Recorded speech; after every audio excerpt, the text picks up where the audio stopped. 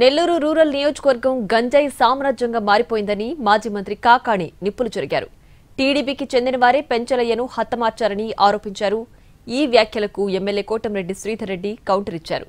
పెంచలయ్యను చంపింది వైసీపీకి చెందిన వ్యక్తులని అందరికీ తెలుసన్నారు.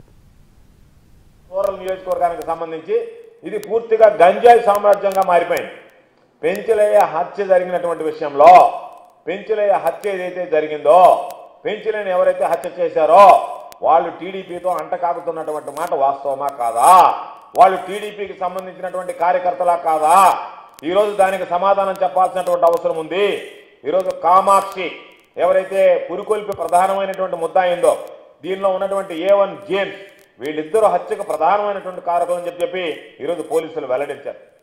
ఈరోజు కామాక్షి జేమ్స్ అనేటువంటి వాళ్ళిద్దరు రూరల్ ఎమ్మెల్యేగా ఉన్నటువంటి కోటమిరెడ్డి శ్రీధర్ రెడ్డి అనుచరులా కాదా? నిజాలు తెలుసుకోకుండా ఎక్కడో సర్వేపల్లిలో రాజకీయాలు చేసే కాకాణి గోవర్ధన్ రెడ్డి గారు నెల్లూరు రూరల్లో వాస్తవ పరిస్థితులు తెలుసుకోకుండా ఎవరో చెప్పిన మాటలు విని ఈ విధంగా మాట్లాడారా? లేదు తనకు తానే అన్ని విషయాల మీద కూడా ఏదో రకంగా తెలుగుదేశం పార్టీ బురజల్లని మాట్లాడారా? అర్థం కానటువంటి పరిస్థితి.